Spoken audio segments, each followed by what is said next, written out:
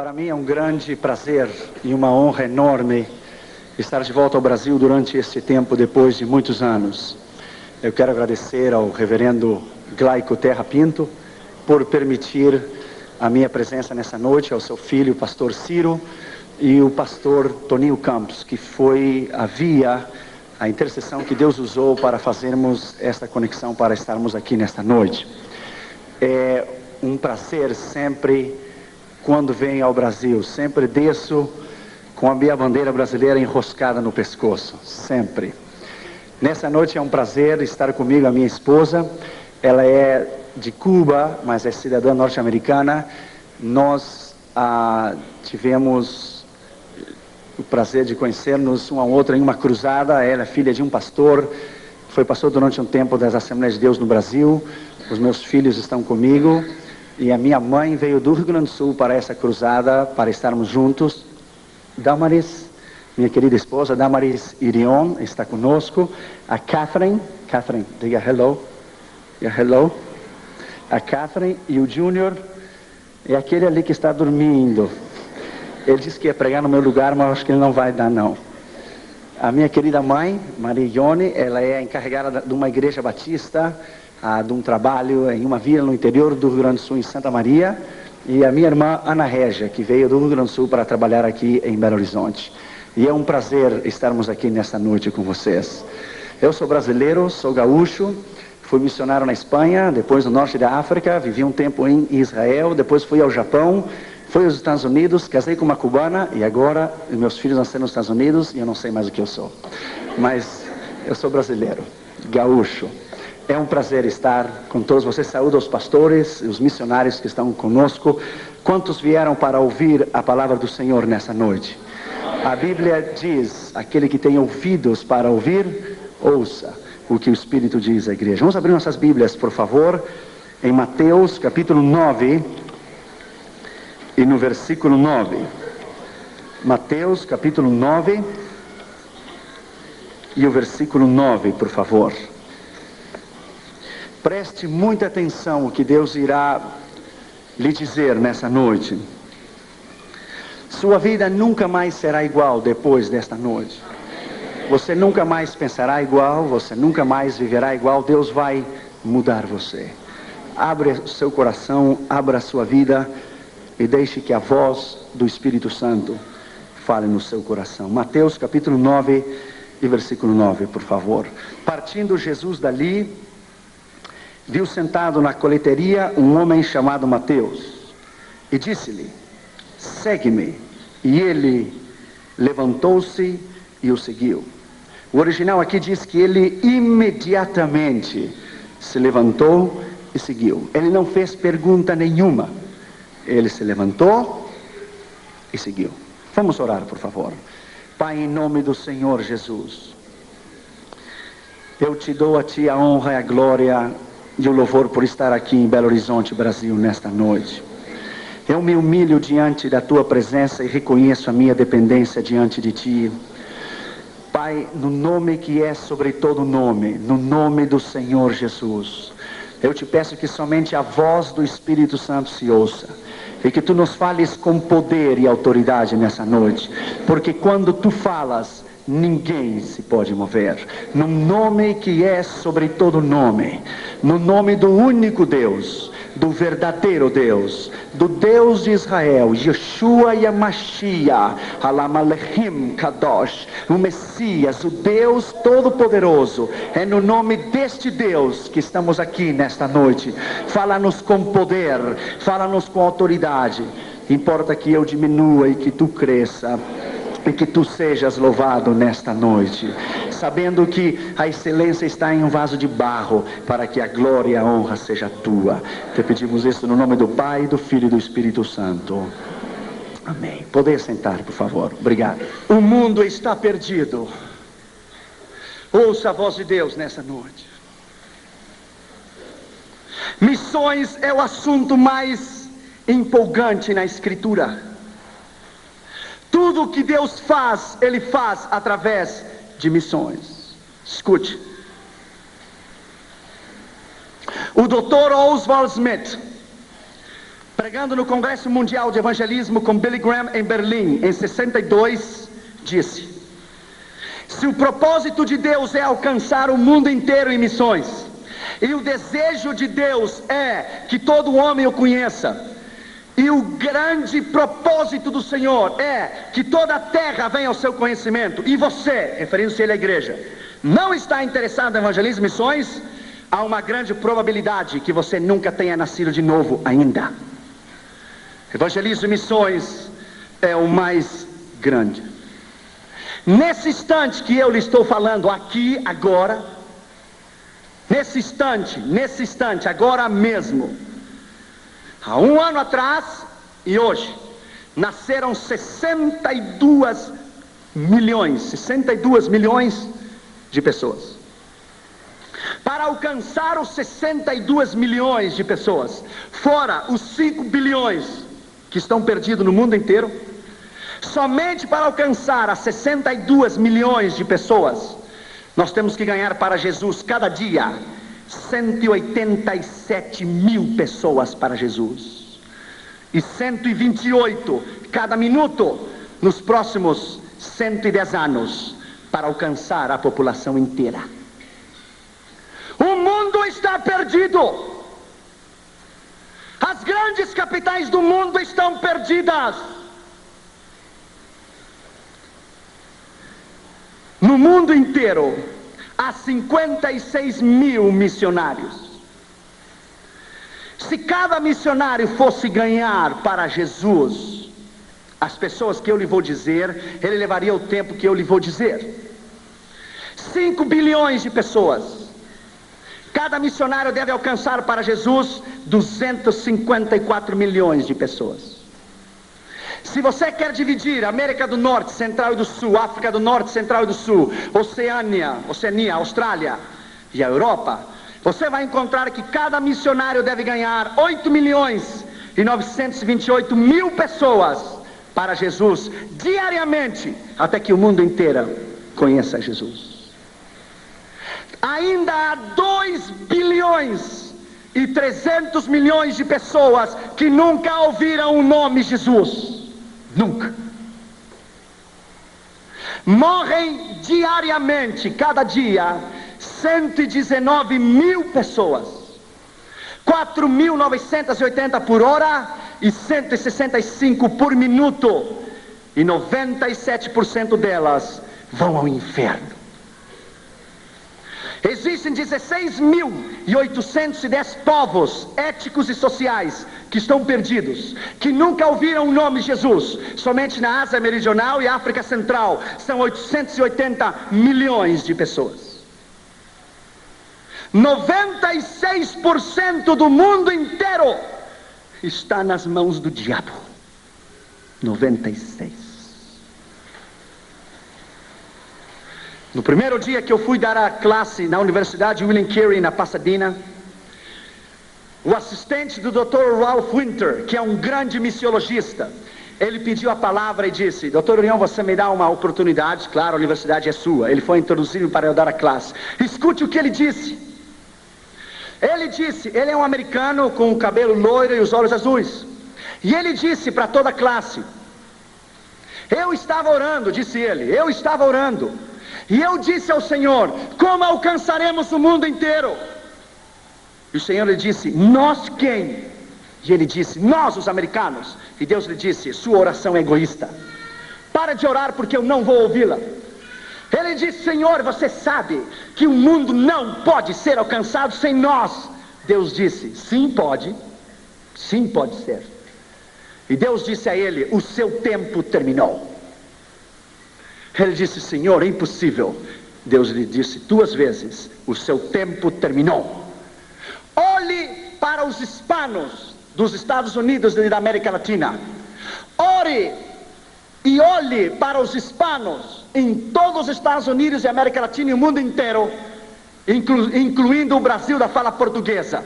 Veja toda a América Latina Porque não são vocês que terminarão a tarefa da grande comissão mundial. São os hispanos e os da fala portuguesa que alcançarão este mundo para mim.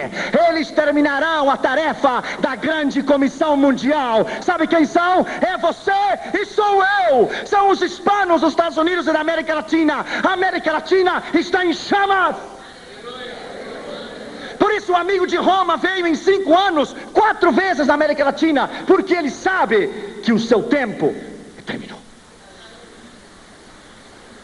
Nós vamos alcançar este mundo para Jesus.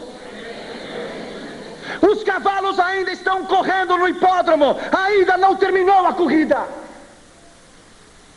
Poderá faltar uma volta, mas ainda nós não terminamos a última volta. Você vai à Índia e você vai encontrar 330 milhões de deuses em Índia. Você está pregando em Madras ou em Bombay. Alguém chega a você e diz: no nome de qual Deus você está pregando? No nome de Jesus. Ah, não conhecemos, não precisamos nenhum mais Deus, já temos 330 milhões deles aqui. Você vai em Papua Nova Guiné e às 4 da tarde o céu, sexta-feira às 4 da tarde, o céu se torna verde, azul e amarelo. Às 4 da tarde, a nação inteira de Papua Nova Guiné está adorando ao diabo às 4 horas da tarde, cada sexta-feira. No quarto do seu hotel, as suas entranhas se comovem. O próprio diabo vem para matar você. A força das trevas é tão grande, e você olha desde o 13º andar do seu hotel, e o céu está vermelho, está amarelo, está verde. Se estão queimando incenso a Buda, a Confúcio, a Hare Krishna, ao diabo. E Deus vem e diz a você: estou buscando alguém para chorar comigo. Estou buscando alguém para sentir o que eu sinto. Estou buscando alguém para velar comigo, nem que seja uma hora só. 70 milhões de africanos não conhecem a Deus. Jamais ouviram uma vez só o nome Jesus, nenhuma. Em primeiro lugar, a Bíblia diz que Jesus viu a um homem. A tradição diz que havia 220 cobradores de impostos, 110 à mão esquerda e 110 na mão direita, na rua, na estrada que ia a Cafarnaum. Dos 220, Jesus viu aquele homem. De todo o Brasil inteiro, Jesus viu você. Ele olhou você. Ele escolheu você. Não importa de onde você venha, não importa o seu nível educacional, se tem o primário ou o segundo grau, uma universidade ou um doutorado, ou Deus, o que importa, o que Ele pode fazer através de você, e Ele pode fazer uma bomba da sua vida. Quando Deus me chamou ao ministério, alguns pastores do Rio Grande do Sul olharam para mim: que evangelismo mundial? Tu? Deus só usa os olhos azuis e o pelo loiro, está lá na América do Norte. Então eu era mais fraco, claro, agora a cubana me tem tratado melhor. Mas antes eu era tão fraco que quando o meu pijama tinha uma linha só, e se eu ia saltar a vara dizia para mim: chegou a minha vez de saltar. Um pastor me disse: você deve colocar pedras no seu bolso, você é tão fraco que um vento leva você. Ainda eles estão lá no seu tradicionalismo, colocaram a Deus dentro de uma caixa de sapato e o disseram: fique aqui. E fazem 40 anos que tem 15 ou 20 membros. Eu tenho dado 16 vezes a volta ao redor do mundo, 16 times. Porque eu creio que quando Deus chama, quando Ele chama, Ele capacita. Quando Ele capacita, Ele envia. Quando Ele envia, Ele supre. E quando Ele supre, Ele respalda. É a unção do Espírito Santo e o poder da autoridade do Senhor que o chama, que o capacita, que o envia, supre e respalda. Deus não tem nacionalidade. Deus não precisa de passaporte. Porque para Ele não há portas fechadas. Bendito seja o seu nome. Deus escolheu este homem. Em 85, nós colocamos nossas mãos no muro de Berlim. Parecia impossível aquela magnitude, aquela fortaleza, 25 metros para cima. De cada 20 metros, uma casinha com um soldado e uma metralhadora. E o arame farpado de pua em toda a Europa Oriental. Quem diria que no dia 19 de novembro de 89, o muro se iria derrubar? Sabe o que Deus estava dizendo quando o muro de Berlim caiu? Edificarei a minha igreja, e as portas do inferno não prevalecerão contra ela. Edificarei a minha igreja, e as portas do inferno não prevalecerão contra ela. Edificarei a minha igreja, e as portas do inferno não prevalecerão contra ela. Bendito seja o seu nome. Para Deus não há impossíveis. Ele não conhece derrotas. Jesus viu aquele homem. Lembro-me quando eu estava no Japão. Uns rapazes da Jokun ficaram comigo e fomos num templo budista. Eu dei a volta detrás da cortina e estava o sacerdote budista queimando incenso a Buda. E eu lhe disse: posso falar contigo? Ele disse: oh, you are in a holy place. Você está em um lugar santo. Ele disse: que é a holy place? Nothing. Holy place, nada holy place. Eu olhei para ele e disse: quantos anos faz que você queima incenso a Buda? 18. E nesses 18 anos, ele abriu os olhos e viu você. I don't think so. Eu não creio. Então você tem um Deus cego. Perhaps, talvez. Nesses 18 anos, ele estendeu a sua mão para você e ele lhe deu a mão. Oh, I don't know. Não creio. Então você tem um Deus manco também. Manco se diz? Nesses 18 anos, ele abraçou você. Ele caminhou até onde você está e lhe deu um abraço? Não. Então tem um Deus paralítico também. Nesses 18 anos, ele ouviu você falar? Não. Então tem um Deus surdo também. Então, enfim, você tem um Deus surdo, cego, paralítico, manco. Eu olhei para ele e disse: mas eu vou lhe apresentar a um Deus, aqui e agora, que cura os cegos, que faz caminhar os paralíticos. Um Deus que ouve a oração. O seu nome é Jesus. 20 minutos depois, as lágrimas caíam pela sua face. Começou a tirar aquela indumentária, jogou na cara de Buda, disse: eu não preciso mais de você, você é o velho, gordo e feio. I have Jesus in my heart. Eu tenho a Jesus no meu coração. Eu não mais preciso de você. Somente basta você pregar. A palavra é poder. A palavra é poder. Basta você dizer: Jesus te ama. It is power. Jesus viu aquele homem. Jesus viu você. Escute.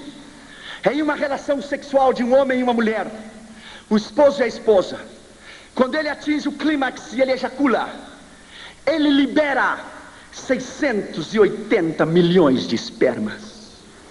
Esses 680 milhões de espermas, ele caminha pela uretra. Ele caminha por dentro da vagina, pela uretra, até chegar ao útero. Ele caminha 9 centímetros. São 680 milhões de espermas. O tamanho de 680 milhões de espermas são 8 quilômetros de crianças. 680 milhões de crianças empilhadas 11 vezes, uma em cima da outra. Quando seu pai teve relação sexual com a sua mãe, e quando ele ejaculou, os 650 milhões de espermas que saíram de seu pai, Deus olhou você E quando Ele o viu, Ele colocou os olhos em você.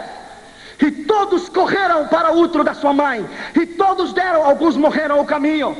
E todos deram com ímpeto para entrar no óvulo. E quando Deus viu você, Ele lhe disse: corra, campeão, corra, eu tenho um plano com a sua vida.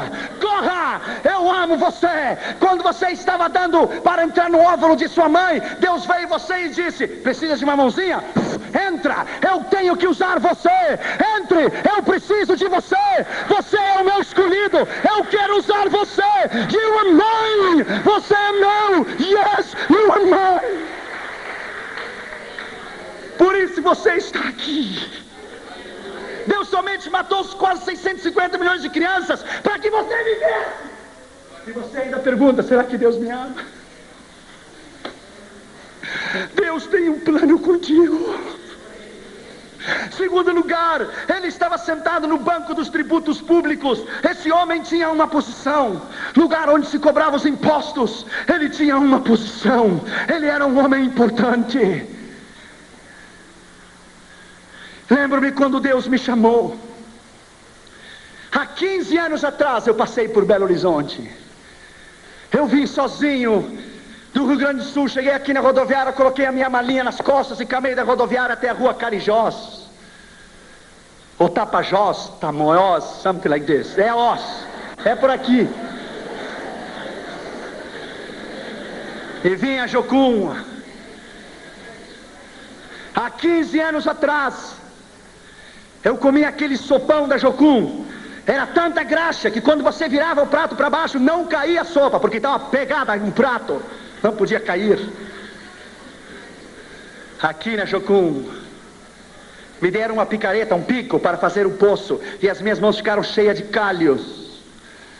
Eu lembro que depois choveu, começou a encher de água o poço. Eu comecei a chorar. Pensei em voltar e ouvir a voz de Deus que me disse: eu não uso crianças, eu só uso homens e mulheres preparados. Não chore, porque eu vou levar você tão longe que lá não há mamá nem papá.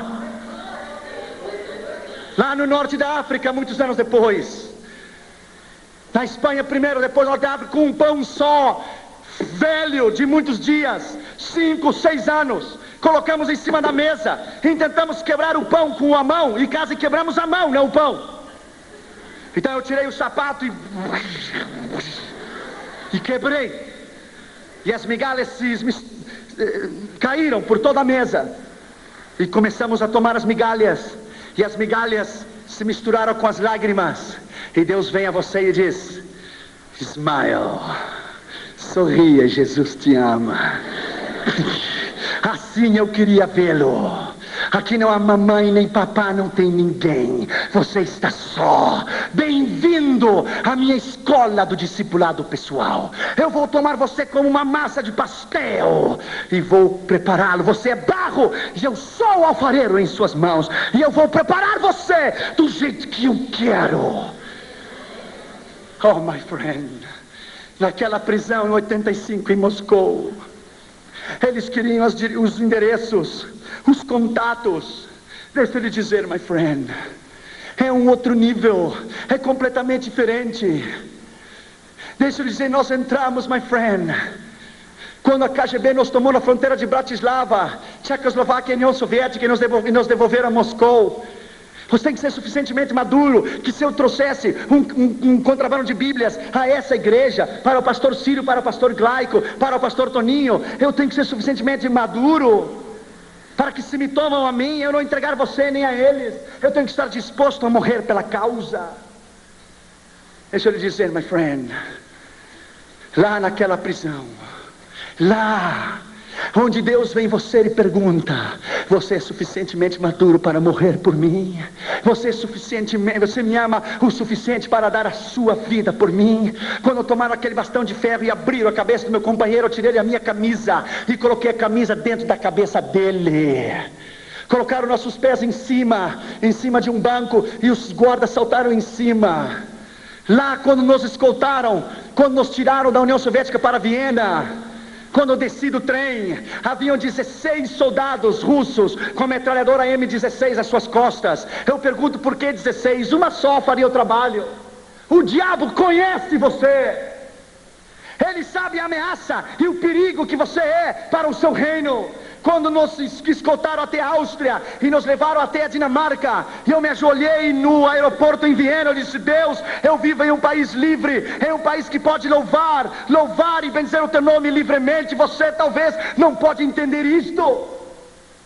Minha esposa é cubana. De criança, ela nunca usou o pano vermelho da revolução de Fidel Castro. Eu sei que o Brasil tem uma ideia de Fidel Castro muito errada. Fidel Castro é um assassino, criminal. O Brasil tem uma ideia muito errada do que é Fidel Castro, porque você não viveu lá. Ela nunca usou o pano vermelho da revolução de Fidel Castro, nunca. Se ela dissesse: o meu pai me disse, o matavam. Se dissesse: a minha mãe, o matavam. Colocavam ela na frente das crianças no recreio, e algumas passavam ao seu lado e cuspiam nela, se burlavam, zombavam, porque ela nunca levou o lenço vermelho da revolução de Fidel Castro, nunca. A convicção sua de cristão e do seu chamado, você não deve vender nunca. Você não deve comprometer a sua convicção nunca. A sua convicção é o mais grande que você tem. Eles podem matar o seu corpo, mas não pode tocar a sua alma. Não podem tocar a sua alma. Quando você reconhece que tem um chamado, que você tem um propósito específico. Lembro-me aqui na Jocum, aquela ansiedade de pregar. Eu ia às 13h30, 4 da noite, no meio das árvores, aqui em Contagem, e pregava para as árvores. E abria a Bíblia e pregava para as árvores. Então eu descobri que o moço que estava ao lado da Jocum tinha uma plantação de melancias. E eu consegui uns cabos de vassoura e coloquei as melancias nos cabos de vassouras. E pregava para as melancias. Nunca se converteram. Melancias mineiras, dura de coração. Terrível. Se converteram nunca. Eu colocava 2 aqui, 3 ali, 4 aqui, 5 aqui. Quando eu preguei na maior igreja do mundo, na igreja de Poyang-Shou, na Coreia do Sul, na convenção de todo o continente da Ásia, dos jovens das Assembleias de Deus, sabe quantas pessoas haviam aquela manhã? 560 mil pessoas, 500 mil de pessoas, 55 mil diáconos distribuindo a Santa Ceia, 45 mil diaconisas recebendo as pessoas na entrada da igreja. Quando eu preguei aquela manhã e me sentei no banco, Deus vem a você com o Espírito Santo e diz: escute, Josué, das melancias eu trouxe você, das melancias, a maior igreja do mundo. Fui fiel ou não fui? Você cumpriu comigo, eu cumpro contigo. Eu fui fiel, você foi fiel, eu sou fiel. Deus não falha. Quando você dar a sua vida, quando você der a sua vida e o seu coração incondicionalmente 100%, e o seu coração, porque cristãos normais Deus não pode usar, são normais.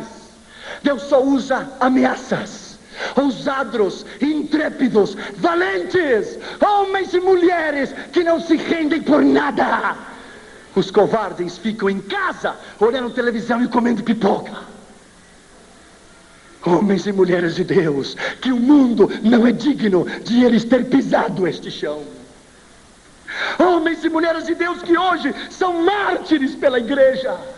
Pastores cubanos que até hoje, pastores batistas, são fuzilados por Fidel Castro e colocam uma venda nos seus olhos e morrem dizendo: abaixo o comunismo, louvado seja o nome de Jesus para sempre, aleluia. Talvez você não pode entender, porque o que os olhos não vê, o coração não sente. Você tivesse estado comigo em 93, na União Soviética, você tivesse estado lá, uma senhora, pastor Glaico, nós levamos 16 mil Bíblias, e quando demos uma Bíblia para uma irmã, ela tomou aquela Bíblia, ele olhou para ela, abriu, começou a beijá-la, e disse: é minha, é minha, é minha. E começou a olhar para ela e disse: faz 42 anos Stalin me tirou a única que eu tinha. ela é minha, ela é minha. E colocou no seu peito e começou a abraçá-la, se ajoelhou e chorava e dizia: é minha, é minha, é minha, é minha. E olhou para mim e disse: filho, não me dê dinheiro, não me dê roupa, não me dê nada. Eu quero Deus, me dá Deus, eu quero Deus, me dá Deus, eu quero Deus, por favor, me dá Deus. Talvez você não pode entender, porque você vive num país livre.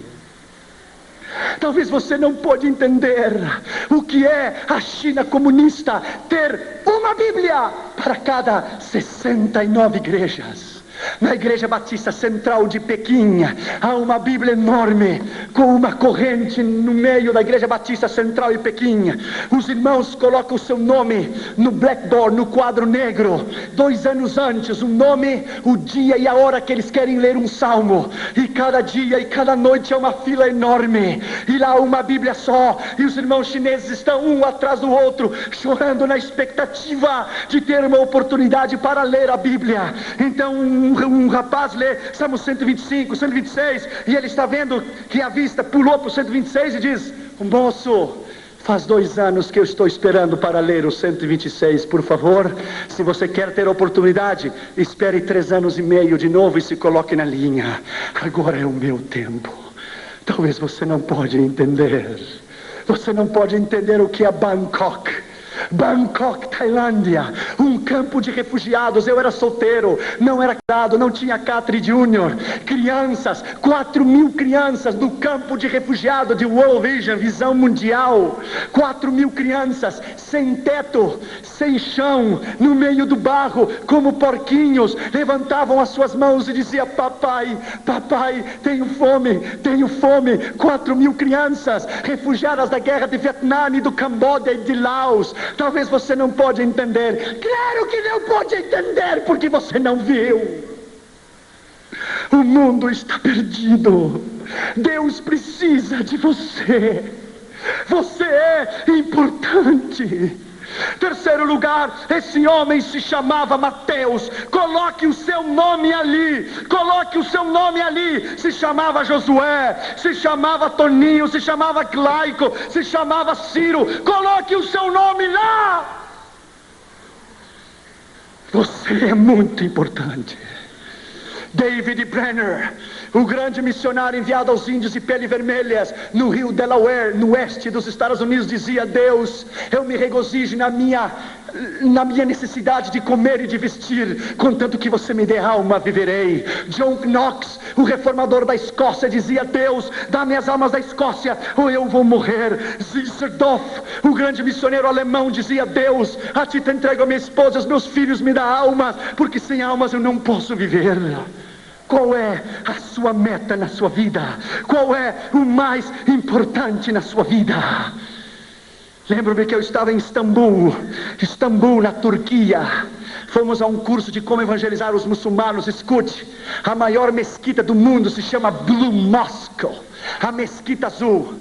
Eu vi com os meus olhos 50.000 muçulmanos dobrar-se diante de Allah. 50,000. Quando terminou a convenção, eu me sentei na calçada e comecei a chorar e disse: Deus, quem virá aqui para ganhá-los? Quem tomará o tempo para estudar a missão transcultural, para vir aprender o idioma? Quem? E quando eu tomei um ônibus para regressar ao hotel, um moço muçulmano se sentou no meu lado, mais rápido que uma bala. Foi a primeira vez que alguém ganhou de mim. Ele olhou para mim e me disse: I want to invite you to convert to Islam. Quero convidar você para converter ao islamismo. Eu levei um choque. Eu ia abrir a minha boca e dizer: eu quero convidar você para entregar seu coração a Jesus. Ele me ganhou.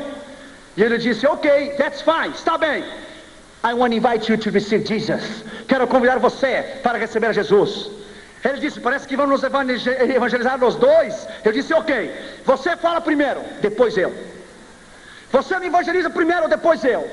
E ele tomou 45 minutos e falou sobre a fé dos muçulmanos, os 5 pilares, Buda, Mahoma, quero dizer Maomé, todos os 5 pilares. Quando ele terminou, ele disse: tudo bem, eu vou lhe fazer 3 perguntas, E se você me responde as 3 perguntas como eu quero, eu me converto aqui e agora ao Islã. E eu mudo meu nome para Muhammad Ali. E ele disse, ok. Eu disse, primeiro, eu quero que ele possa perdoar os meus pecados. Pecados? Pecados não existem. Primeiro, teu Deus não serve. Segundo, quero que Maomé possa dar-me o poder do Espírito Santo. Espírito Santo? Nunca tenho ouvido que é Espírito Santo. Imagina se é crentes evangélicos que não sabem do Espírito Santo, os muçulmanos vão saber se é Espírito Santo. Segundo, teu Deus não serve. Terceiro, quero que ele possa dar-me vida eterna. Vida eterna? Não existe vida eterna. Terceiro, teu Deus não serve. Para eu lhe dar o tiro de graça, ele disse, ok. Se eu vou contigo a Meca, na Arábia Saudita, os ossos de Maomé estão lá. Oh, não, ele ressuscitou. Não, ele não ressuscitou, ele está lá. E ele desceu, não subiu. Ele está no inferno, porque ele teve a oportunidade de receber a Jesus e não quis. Se eu vou a Meca, lá estão os guardas cuidando da tumba, da sepultura de Maomé, porque os seus ossos estão lá. É ou não é? Não é. Ele está lá. Mas a diferença entre você e eu é essa, que eu vou a Meca e Maomé está lá. Mas se você vem comigo a Jerusalém, e se você vem comigo à tumba de Jesus, ele não está lá, porque a sua tumba está vazia, porque ele ressuscitou dos mortos. Yes! Bendito seja o seu nome. Ele se levantou dos mortos. Ele não está lá. Essa é a diferença. Então ele começou a chorar. Ele disse, well. There is no God like Jesus. Não há Deus como Jesus. Well, my friend, there is no God. Não há Deus como Jesus. Deixa eu lhe dizer, my friend, a paixão pelas almas é a coisa mais grande que você possa ter na sua vida. Ele é mais que universidade, ele é mais que um título, ele é mais que uma posição, ele é mais do que qualquer coisa. Você respira, você vive, durante o dia você pensa Jesus, durante a noite você sonha com Ele. Ele é o mais importante na sua vida. O chamado deve consumir você. Essas estatísticas às vezes não me deixam dormir, elas devem consumir você. Quarto lugar, Jesus disse a ele, segue-me. Jesus não disse qual será o seu salário. Jesus não disse a ele qual seriam as suas retribuições. Ele disse, segue-me. Na Holanda, em 1983, na convenção de Billy Graham, dos evangelistas, era às 9 horas da manhã, eu estava tomando o metrô para ir escutar a Billy Graham pregar pela manhã. Passou um jovem na estação de trem central do Amsterdã, um jovem punk. Sabe o que é o punk? Com o cabelo para cima, assim, vermelho, amarelo, azul, assim para cima, e cheio de manopla na mão, e ele tinha uma camiseta. Sabe o que dizia aquela camiseta? I born to go to hell. Eu nasci para ir ao inferno. Eu levei um choque quando eu vi ele. Eu parei ele no meio da rua e disse, um momento, jovem. You didn't born to go to hell. Você não nasceu para ir ao inferno. Você nasceu para ir ao céu. Oh, claro, você me fala assim pela sua gravata e o seu traje. Se esse é o problema, não tem problema. Tirei o traje e a gravata e coloquei na praça, no chão, e me sentei com ele e disse, eu quero tomar o meu tempo contigo. Ele disse, não se interesse comigo, eu sou um lixo. Eu disse, ninguém é lixo para Jesus. Isso é mentira. Jesus ama como você é. Comecei a falar com ele. Ele tinha um ódio tão grande pela mãe dele. A mãe dele havia tido ele havia nascido na prostituição. A Holanda é terrível. A zona vermelha na Holanda, as mulheres estão nuas dentro de uma caixa de vidro e o preço da prostituição está em cima. É horrível. A mãe dele o teve na prostituição. Ele nunca conheceu o pai dele. Ele experimentou todas as drogas que você tem ideia, todas as experiências sexuais que você tem ideia. O ódio, que a raiz de ressentimento que ele tinha era tão grande, que o Senhor começou a trabalhar no coração dele. Eu disse, eu me interesso por você. Se ninguém se interessa por você, eu me interesso por ti. Jesus te ama, eu também. Ele olhou os meus olhos e disse, ninguém faz 18 anos que me diz que me ama. Eu disse, I love you, my friend. I love you because he died for you on the cross. Ele morreu na cruz por você e eu amo você. Só bastou uma palavra, eu amo você, e Deus rompeu. Rompeu, quebrou, pá! E o coração dele se desmoronou. Ele abriu o coração. Ele se colocou de joelho no meio da praça e começou a tremer e dizia, Jesus, Jesus, Jesus, Jesus, Jesus. Jesus, Jesus, Jesus, Jesus, Jesus. Uma alma só. Há pregadores que são para estádios. Uma alma é tão importante como um estádio inteiro. A mim me dá igual pregar 50 mil, ou a meio milhão, ou a 100 mil, ou agora no Chile que fomos recebidos pelo presidente da nação, fomos recebidos pelo gabinete do presidente, talvez outro dia eu te direi o que foi. A mim me dá igual pregar em um estádio, pregar uma pessoa, a um mendigo, a palavra é igual, o poder é igual, o sangue de Jesus é igual, o seu sacrifício é igual. Aquele jovem se quebrantou o seu coração, tomou a minha mão, começou a chorar e fez a oração do pecador. E eu disse para ele, Jesus veio a salvar e buscar o que se havia perdido. Então ele começou a tirar aquela camisa. E eu disse, espera, moço, você vai para casa sem camisa? E ele disse, claro, como é que eu vou seguir com essa coisa escrita, nasci para o inferno? Tirou a camisa e colocou no lixo e disse, vão para casa sem camisa, mas com Jesus dentro do meu coração. Aleluia, bem-vindo, abençoado seja o nome de Jesus. Uma alma é mais importante que o mundo inteiro. Uma. Quinto lugar e último lugar, ele se levantou e o seguiu. Ele não fez pergunta nenhuma. Ele não disse qual será o meu salário. Ele não disse o que eu vou receber quando ele seguir. Ele se levantou e seguiu. Um dos grandes problemas que estamos enfrentando hoje é o problema da convicção no chamado. É o problema da dúvida, que se somos chamados ou não. É o problema do medo. Será que Deus vai suprir ou não? Claro que Ele vai suprir. Ele é o Deus do céu, da terra. Ele é o céu. Ele é o Deus do universo inteiro. Quando Ele chamar você essa noite, Ele vai capacitá-lo. Ele vai chamá-lo, capacitá-lo, enviá-lo. Vai suprir e vai respaldar a sua vida e o seu ministério. Deixa eu terminar com isso nessa noite. Acabamos de estar no Chile agora, em abril de 96. Eu fui a essa campanha no Chile como se fosse qualquer uma outra campanha. Oramos, jejuamos. Dentro do meu avião eu sabia que alguma coisa diferente ia acontecer no Chile. Quando o avião chegou em Santiago, de Miami a Santiago, eu me emocionei muito. Eu chorei. Talvez da mesma maneira quando cada vez que eu chego no Brasil eu levanto a bandeira para cima. A emoção é muita regressar à minha pátria. Quando fomos para a campanha de segunda a quarta, era no auditório da Escola de Evangelismo e Missões. Vieram 450 pastores de todo o Chile, desde Punta Arenas até Arica, de toda a nação. A cruzada chegou aos ouvidos dos políticos e chegou ao gabinete do presidente o que estava sucedendo. Na quinta-feira pela manhã, eu fui recebido no Congresso Nacional Chileno. Falei aos senadores e deputados e me deram a medalha do Congresso, The Congressional Medal, que é o maior reconhecimento que um pregador estrangeiro pode receber.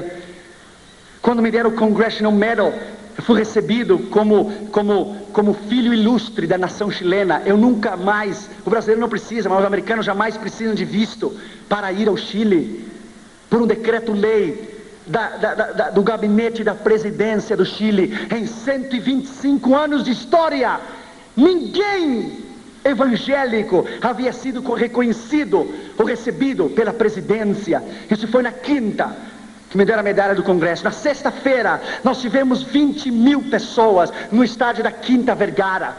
Então os políticos começaram a vir e começaram a entregar o seu coração a Jesus.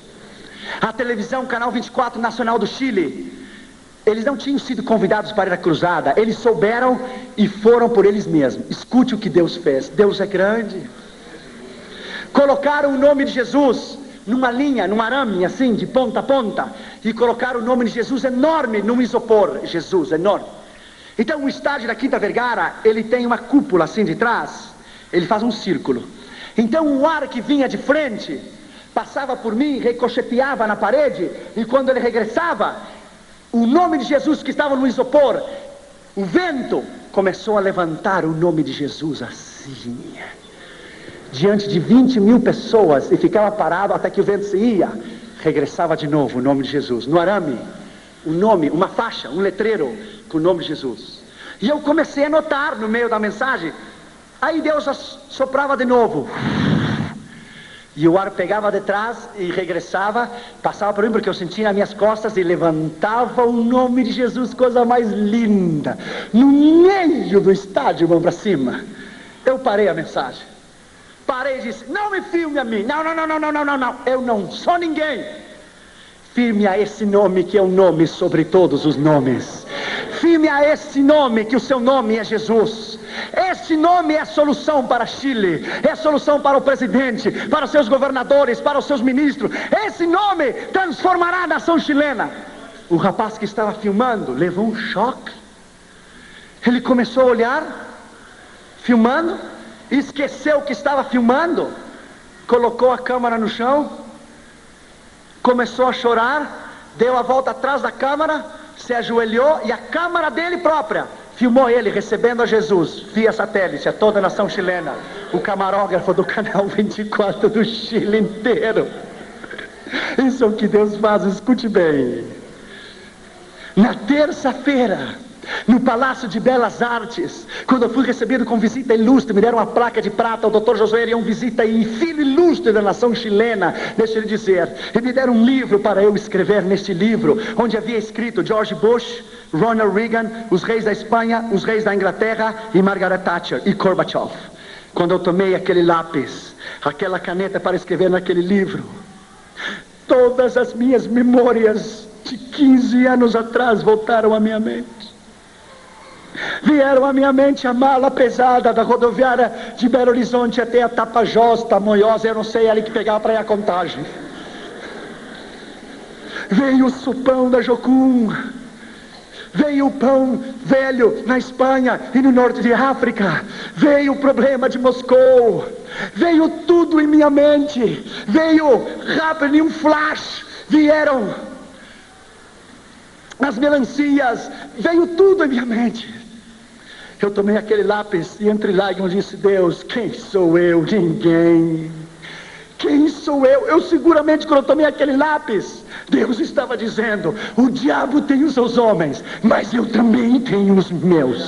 Eu também tenho os meus. E tomei aquele livro chamado Livro de Ouro e coloquei, eu dedico toda esta honra, a medalha do Congresso, a medalha de prata, a placa de prata, eu dedico àquele que nasceu, viveu, morreu, ressuscitou, a Ele, Jesus, digno de honra, glória, louvor, sabedoria, ciência, magnificência e poder. Eu dedico a Ele toda essa honra e glória e poder.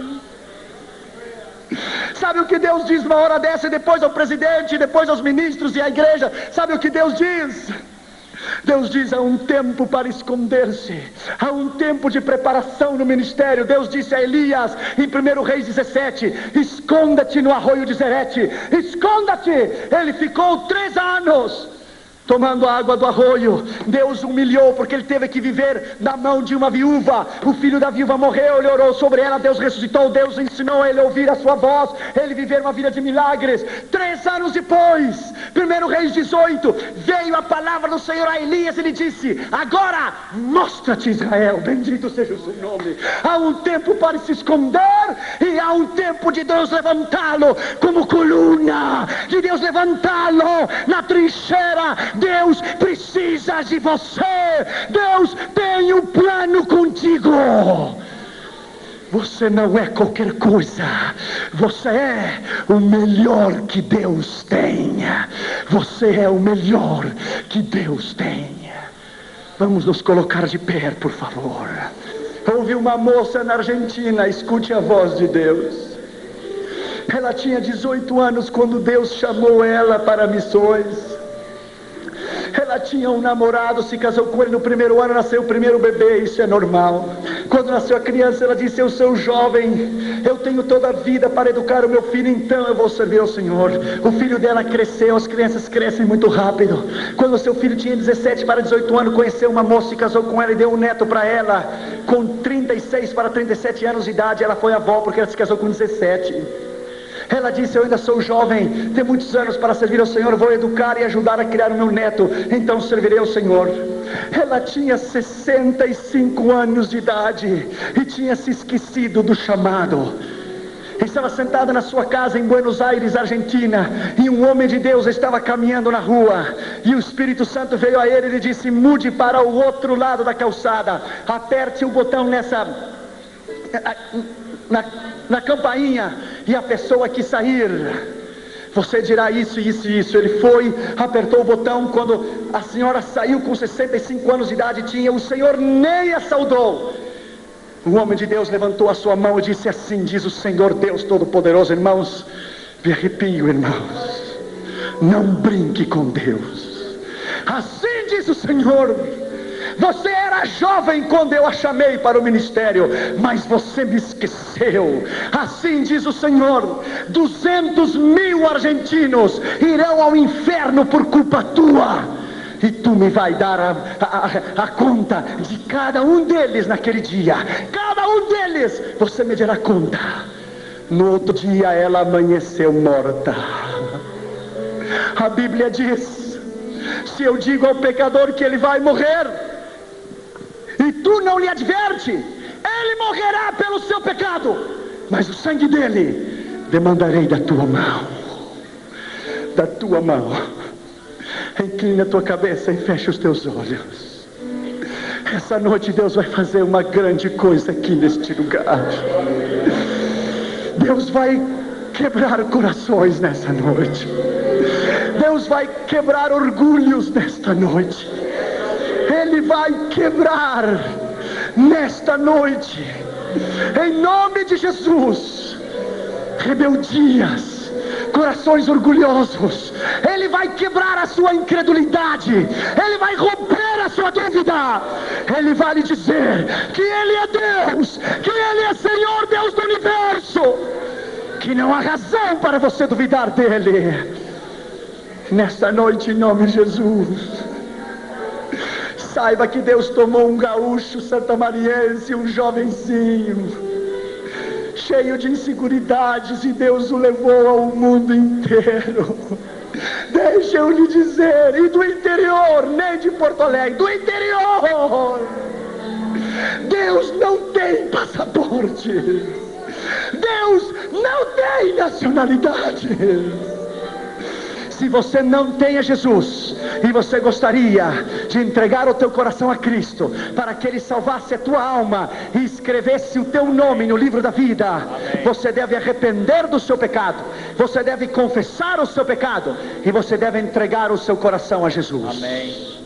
Nessa noite, o Senhor quer salvá-lo. Se você gostaria de entregar o seu coração a Cristo, para que Ele te salvasse, escrevesse o teu nome no livro da vida, levante a sua mão direita onde você estiver, e Jesus vai salvar você. Amém. Levante a sua mão. Haverá alguém nessa noite, há uma pessoa lá, levante a sua mão bem alto, Deus te abençoe. Outra pessoa, levante a sua mão, Deus te abençoe.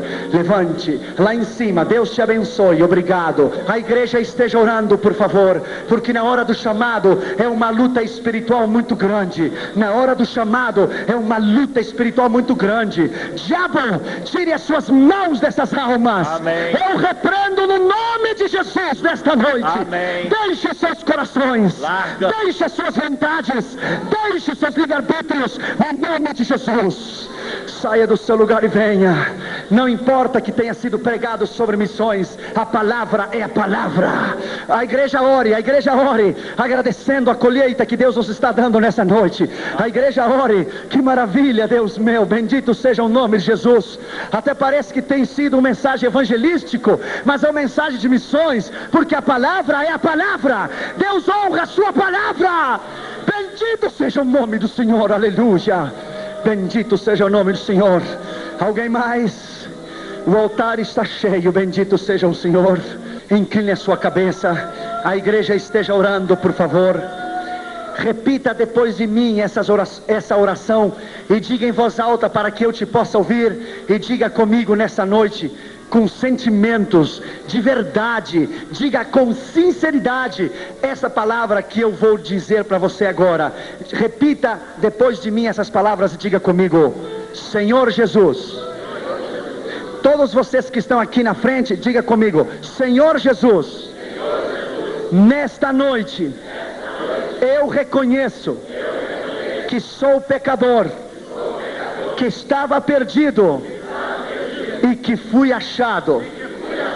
Nesta noite, em nome de Jesus, eu te recebo no meu coração, na minha vida. Tem misericórdia de mim. Escreva o meu nome no livro da vida, porque nesta noite eu creio com o meu coração que Deus ressuscitou a Jesus de entre os mortos, e eu confesso com a minha boca que Jesus é o Senhor, e nesta noite sou salvo para a glória de Deus Pai. Dê um aplauso a Jesus, igreja. Bendito seja o nome do Senhor. Aplauda o que vive para sempre. Bendito seja o nome do Senhor. Aleluia.